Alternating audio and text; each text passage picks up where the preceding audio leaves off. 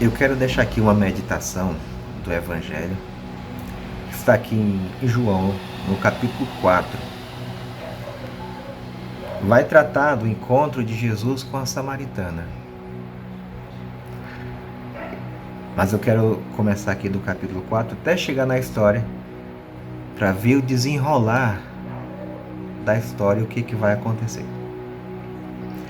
Quando o Senhor soube que os fariseus tinham ouvido falar que ele, Jesus, fazia e batizava mais discípulos do que João, embora o próprio Jesus não batizasse, mas sim os seus discípulos, ele deixou a Judéia e partiu novamente para a Galiléia. Mas era necessário que passasse por Samaria. Assim, ele chegou a uma cidade de Samaria chamada Sicar, perto do campo de Jacó, ou que Jacó tinha dado ao seu filho José. De fato, ali ficava o poço de Jacó. E Jesus, cansado da viagem, estava sentado junto ao poço. Era por volta da 6ª, ou por volta do meio-dia. Uma mulher de Samaria chegou para tirar água. Jesus lhe disse, primeiro a partir com uma fala que foi Jesus: dê-me um pouco de água. Seus discípulos tinham ido à cidade para comprar alimento. Portanto, a samaritana lhe disse: como é que o Senhor, sendo judeu, pede água a mim, apesar de eu ser samaritana? Porque os judeus não têm tratos com os samaritanos. Ou seja, havia uma ruptura, havia um muro de separação, havia uma vala que separava, havia algo que deixava eles de um lado e o outro de outro. E aqui o que se diz é que havia os judeus não se falavam com os samaritanos, nem os samaritanos se falavam com os judeus. Os judeus tinham um preconceito com os samaritanos porque eles eram mestiços. Eles já tinham se miscuído com outros povos, com outras raças de pessoas. É aqui como os brasileiros. Nós somos um povo mestiço. Brasil é mestiço, porque nós temos sangue de europeu, de alemão, de japonês, de negros, de italianos. Então, isso é mestiço. E eles tinham esse preconceito em relação aos mestiços. Aí, acontece que a samaritana, ela fica... Por quê? Por que esse homem está falando comigo? Se eu sou samaritana e eles não falam com a gente. Aí acontece. Jesus lhe respondeu: se você soubesse da dádiva, da graça de Deus, e soubesse quem é que lhe diz, dê-me um pouco de água, você lhe teria pedido e ele teria dado água viva. Nossa, ele trouxe algo para ela muito mais importante do que o tema que ela estava levando. O tema que Jesus trouxe para ela é aquilo que ele dá para qualquer um. Não tem essa distinção de pessoas. A graça alcança qualquer pessoa. A graça alcança judeu, alcança samaritano, alcança brasileiro, alcança quem nem conheceu. A graça está alcançando e abraçando a todos.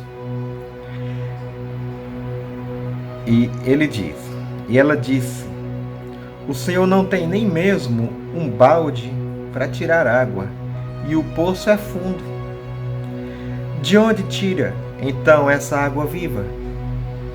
Será que o Senhor é maior do que o nosso pai, os nossos pais, os nossos antepassados, nosso pai Jacó, que nos deu o poço e bebeu dele junto com seus filhos e seus rebanhos?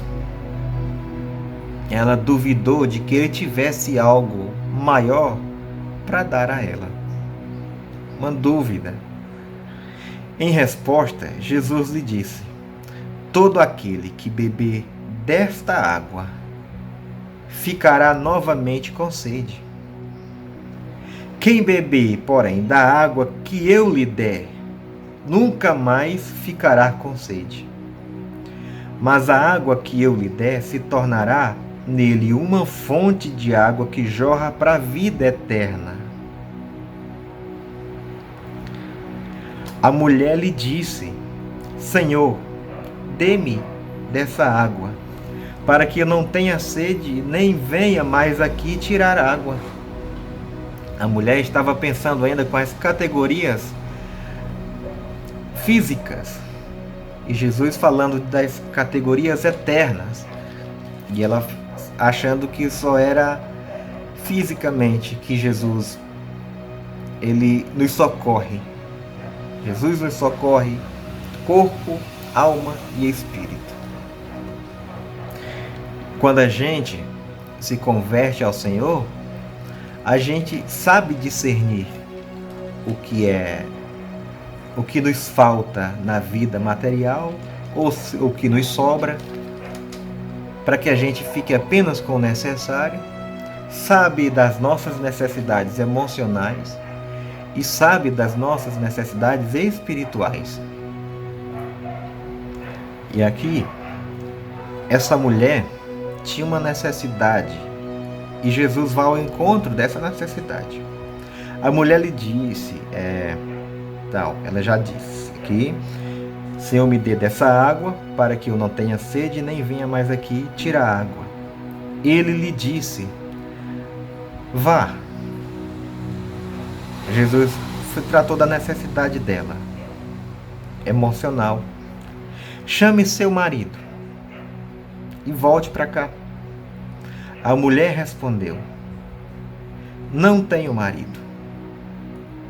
Jesus lhe disse: você está certa em dizer, não tenho marido.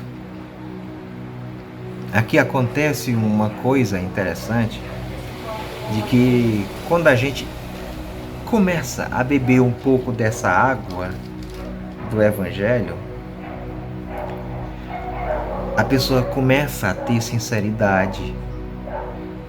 Quem tem sinceridade, quando encontra com a verdade, ela vai falar a verdade. E assim ela fez aqui diante de Jesus. Jesus disse: disseste bem, pois você teve 5 maridos, e o homem que você tem agora não é seu marido. Você disse a verdade. A mulher lhe disse: vejo que o Senhor é um profeta.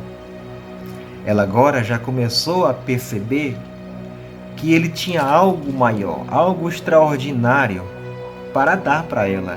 Não estava se tratando apenas de água dali do poço de Jacó, mas é uma água que Deus é quem traz, porque ela chamou de profeta. Profeta é aquele que leva uma palavra de Deus, uma luz, uma revelação. Esse é o profeta. Ele leva um ensino que faça a pessoa caminhar com mais responsabilidade. E ela diz: vejo que o Senhor é profeta. E aí ela tem uma questão que vai de encontro a essa outra necessidade que o ser humano tem, que é o encontro com Deus, que é o nosso relacionamento espiritual. E ela propõe essa pergunta: já que o Senhor é profeta, ela diz: nossos antepassados adoraram neste monte, mas vocês dizem que o lugar onde as pessoas devem adorar é em Jerusalém. Olha, a gente fica dividido aqui. Se o senhor é profeta e tem uma palavra de Deus, você vai trazer essa palavra de Deus para mim. Se eu tenho que ficar aqui, se eu tenho que ficar lá, que lugar que é? Onde é que eu tenho que adorar a Deus? Eu tenho que procurar um lugar? Jesus lhe disse: acredite em mim, mulher. Acredite em mim. Jesus disse: acredite em mim, Evailson. Vem a hora em que nem neste monte, nem em Jerusalém, vocês adorarão o Pai. Chegará a hora. Vocês adoram, vocês que ficam lugarizando o lugar para adorar, vocês que ficam achando que há um encontro com Deus por causa de 2 horas, 3 horas dentro de um templo, só acham que é assim que se encontra com Deus? Jesus diz: vocês adoram o que não conhecem. Nós adoramos o que conhecemos, porque a salvação se origina dos judeus. Jesus não está falando de todo judeu, mas especialmente de judeus que já estavam andando e seguindo a Ele. Esses estavam adorando,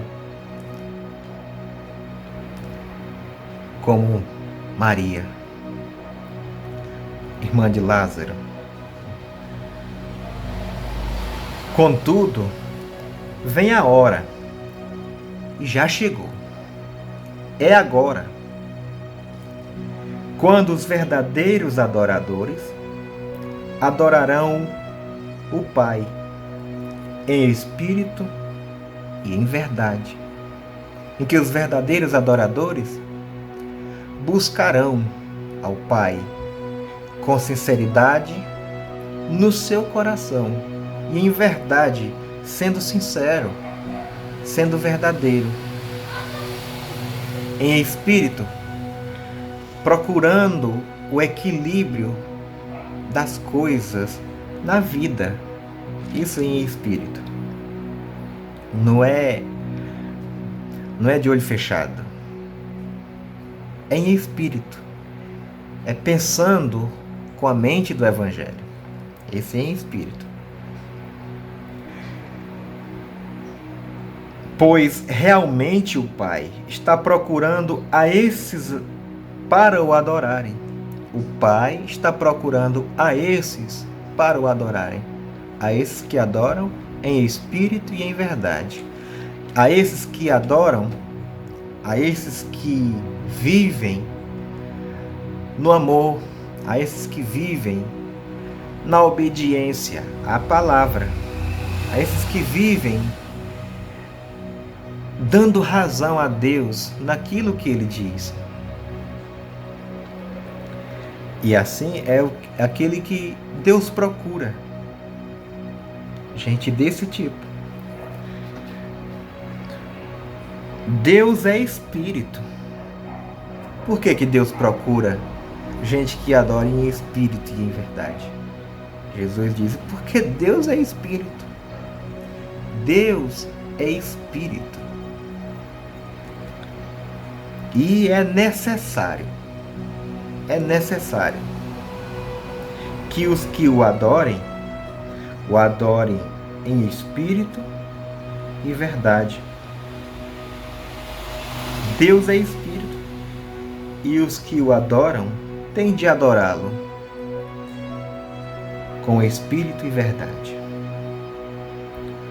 com sinceridade, com simplicidade e sinceridade, com equilíbrio, mas com sinceridade no coração.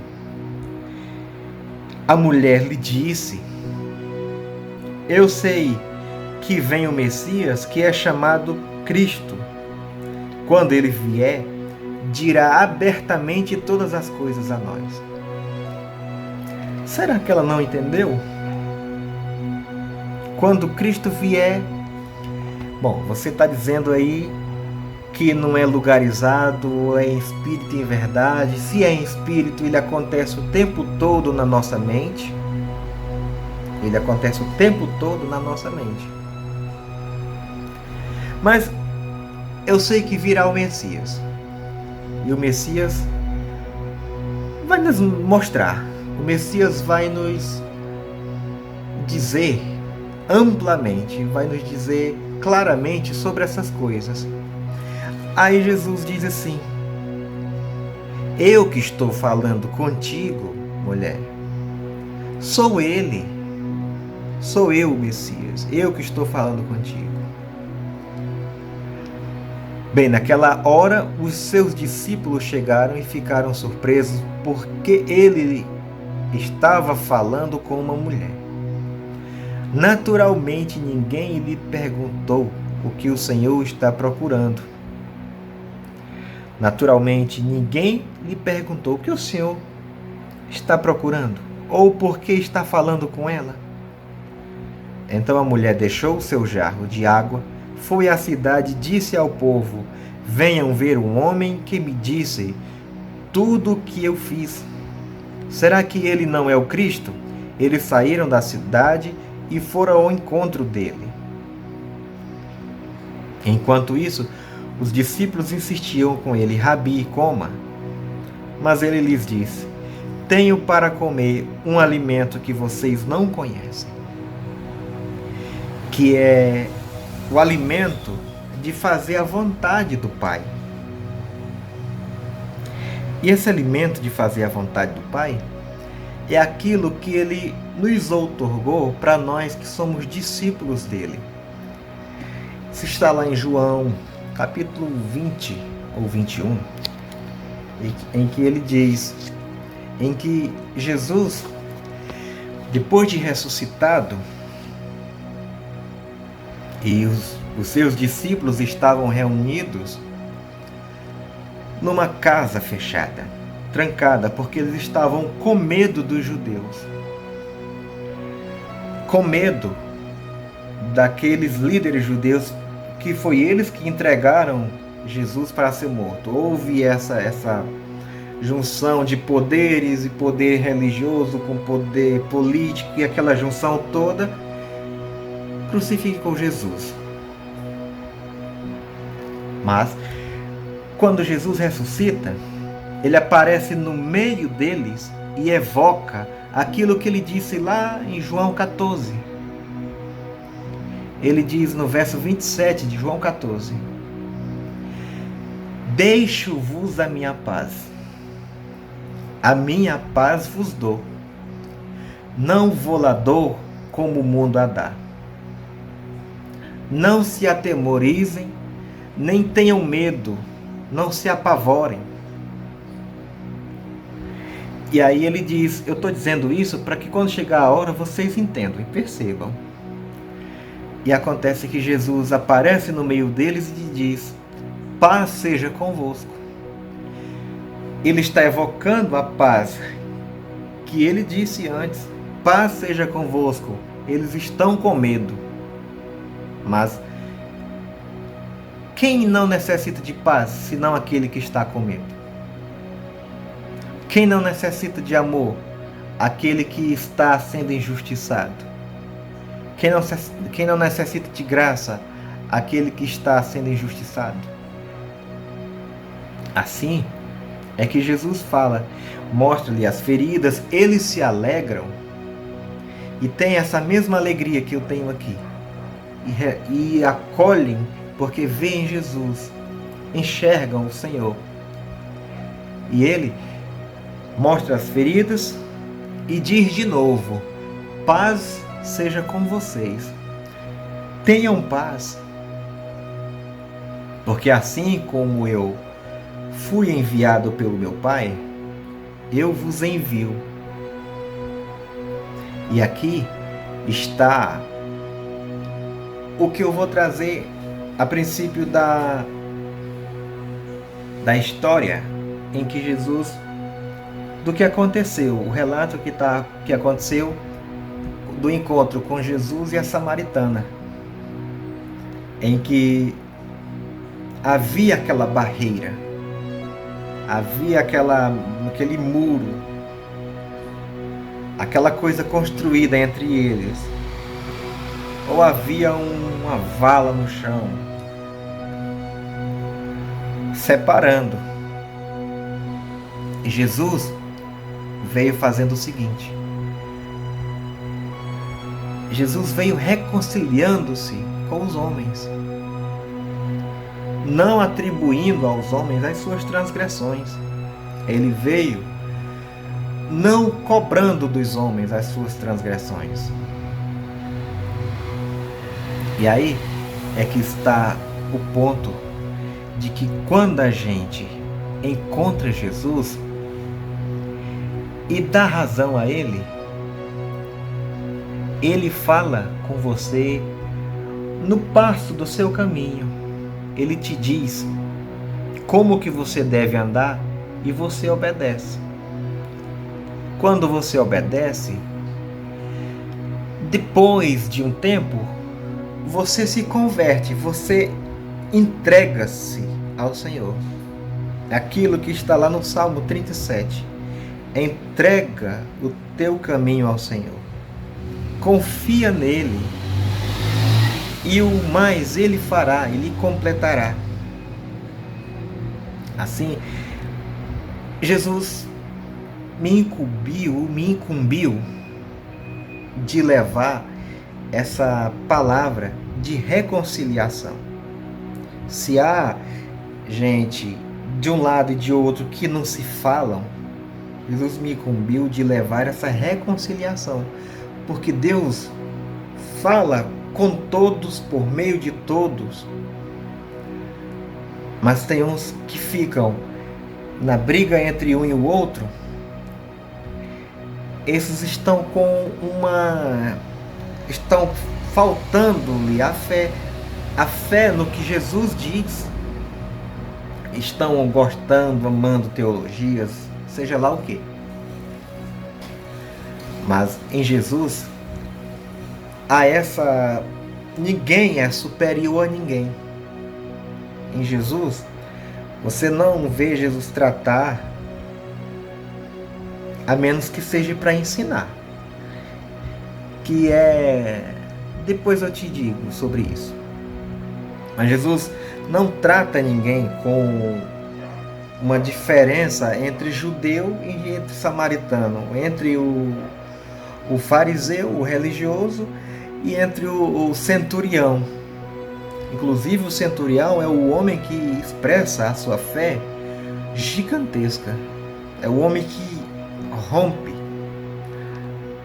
a barreira daquela visão de que as pessoas só achavam que era um homem. Jesus era só um homem simples, assim como os fariseus que estavam ali no capítulo 7 de João e dizem assim: por acaso já viu sair de algum profeta da Galileia? Pode procurar que na Galileia não vem profeta. Jesus Galileu, Nazareno, filho de Maria e José. Eles não enxergavam isso em Jesus. Mas o centurião, sim. O centurião sabia do que ele era capaz. Olha, eu sei que tu pode falar, dá uma ordem e aqui vai acontecer. E assim aconteceu. E aqui eu passei por uma história, por um problema muito sério, que eu saí de São Paulo para cá, numa vez aí no meio do ano de 2015.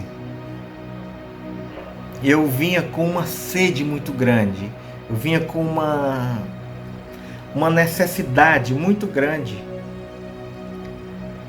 E eu parecia que não me encaixava lá com as pessoas. Eu congregava numa igreja, num templo. Igreja sou eu, Mas se eu acho que igreja é templo, eu esqueço que eu sou igreja. Aí eu venho de lá para cá porque eu queria um encontro, alguma coisa com Deus. E eu vim para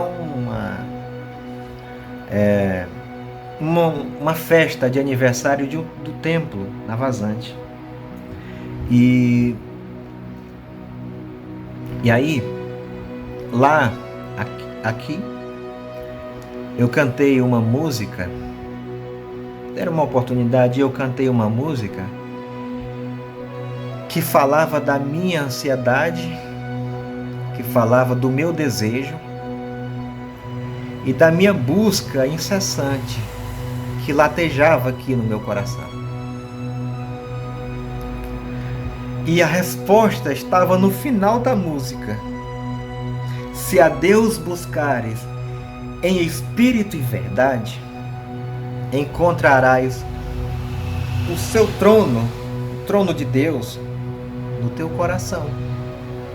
Não tem que sair de São Paulo para cá, daqui para São Paulo. O lugar não importa. Não tem um lugar maior, um lugar que tem muitas pessoas, que seja mais importante do que um lugar que tenha poucas pessoas. Jesus é aquele que deixa 99 ovelhas no aprisco, e vai em busca de uma só.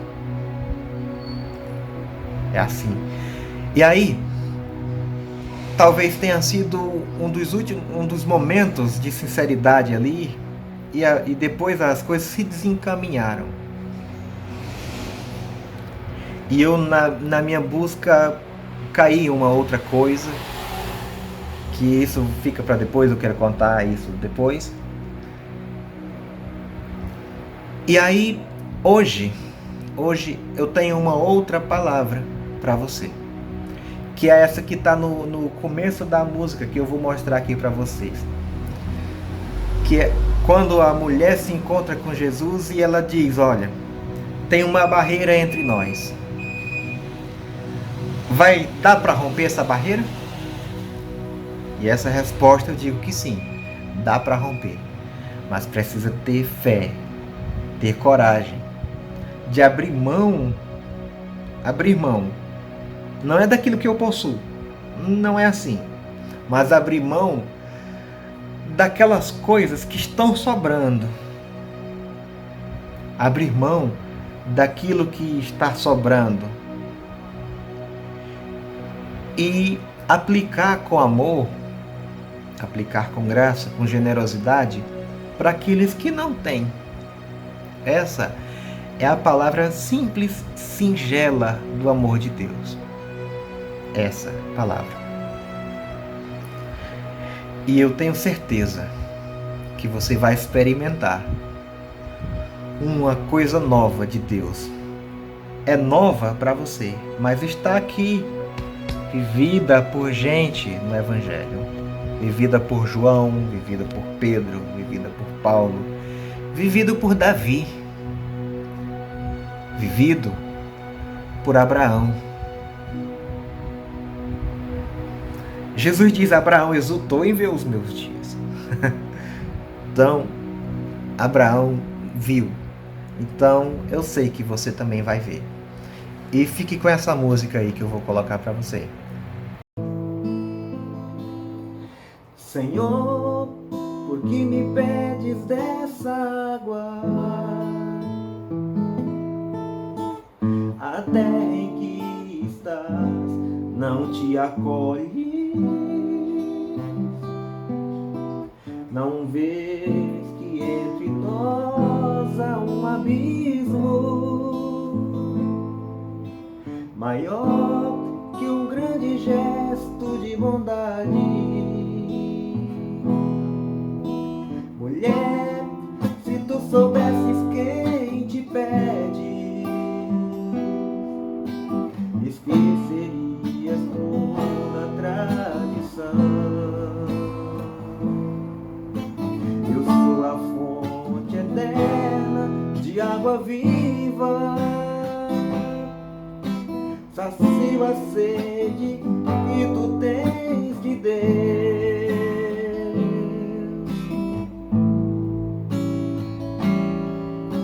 A água que me pedes te refrescará, a água que eu te dou te iluminará. A água que me pedes vem da terra morta, a água que te dou jorra de Deus. Será que em Samaria ou Jerusalém alguém tem encontrado um trono para Deus? Se a Deus buscardes em espírito e verdade, encontrarás seu trono em teu coração.